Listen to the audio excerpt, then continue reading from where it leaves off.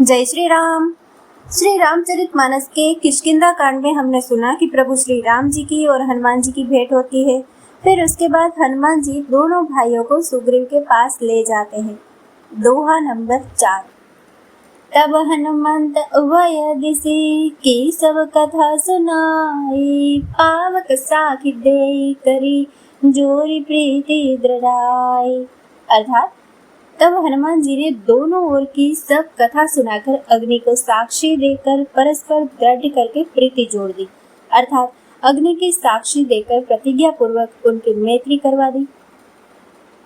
कीनी प्रीति कछु बीचन राखा, लक्ष्मण राम चरित सब भाषा।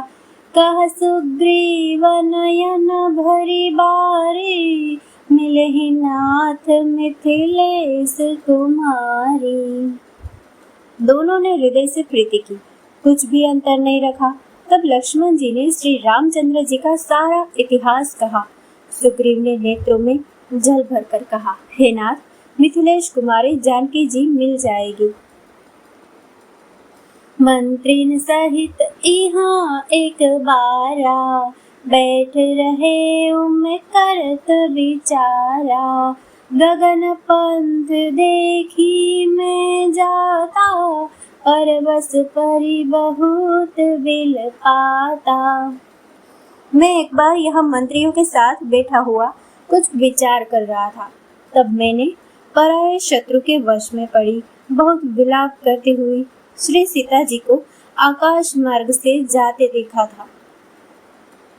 राम राम हा राम पुकारी, हम ही देख देन उपट डारे।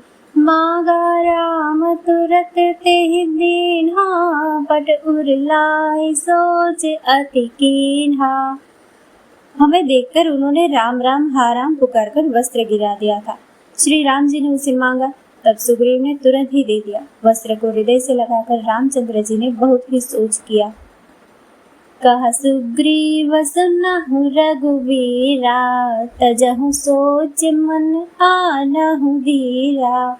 सब प्रकार करी हूँ सेवकाई, जय विधि मिले ही जानकी आई। सुग्रीव ने कहा, हे रघुवीर सुनिए, सोच छोड़ दीजिए और मन में धीरज लाइए। मैं सब प्रकार से आपकी सेवा करूंगा, जिस उपाय से जानकी जी आकर आपको मिले। सखा बचन सुनि हर्षे, कृपा सिंधु बल सीवा। कारण कवन बसहु बना, मोहि कहु सुग्रीव।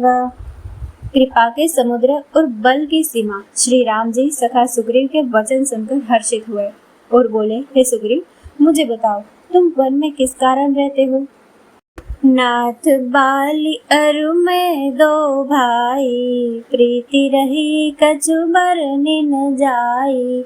मय सुत मायावी तेहि नाऊ, आवा सो प्रभु हमरे गाँव। सुग्रीव ने कहा, हे नाथ, बाली और मैं दो भाई हैं। हम दोनों में ऐसी प्रीति थी कि वर्णन नहीं की जा सकती। हे प्रभु, मय दानव का एक पुत्र था, उसका नाम मायावी था। एक बार वह हमारे गांव में आया। अर्धरातिपुर द्वार पुकारा, बाली रिपु बल सहे न पारा। धावा बाली देखी सो भागा, मैं पुनि गयो बंधु संग लागा। उसने आधी रात को नगर के फाटक पर आकर पुकारा। बाली शत्रु के बल को ललकार कर सह नहीं सका, वह दौड़ा। उसे देखकर मायावी भागा। मैं भी भाई के संग लगा चला गया।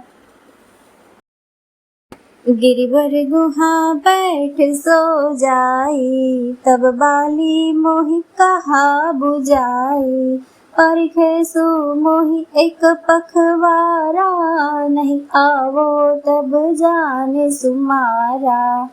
वह मायावी एक पर्वत की गुफा में जा घुसा। तब बाली ने मुझे समझाकर कहा, तुम एक पखवाड़े तक मेरी बाट देखना। यदि मैं उतने दिनों में न आऊं तो जान लेना कि मैं मारा गया। मास दिवस तह रहे उखरारे, निसरी रुधिर धार तह भारी, बाले हते सी मोहि मारे ही आए, सीला दे तह चले ऊपर आए। हे खरारी, मैं वहां महीने भर तक रहा। उस गुफा में से रक्त की बड़ी धार बही। तब मैंने समझा कि उसने बाले को मार डाला, अब आकर मुझे मारेगा। इसीलिए मैं गुफा के द्वार पर एक शिला लगाकर भाग आया। मंत्रिनपुर देखा बिनु साई, दीने मोहि राज बरि आए, बाले ताहि मारे गृह आवा, देखी मोहि जिय वैद बढ़ावा। मंत्रियों ने नगर को बिना स्वामी का देखा तो मुझको जबरदस्ती राज्य दे दिया। बाली उसे मारकर घर आ गया। मुझे देखकर उसने जी में भेद बढ़ाया। रिपुसम मोहि मारेसी अति भारी, हरिली नसी सर्व सुअर नारी, ताके भय रघुवीर कृपाला, सकल भुवन में फिरऊ बिहाला। उसने मुझे शत्रु के समान बहुत अधिक मारा और मेरा सर्वस्व तथा मेरी स्त्री को भी छीन लिया।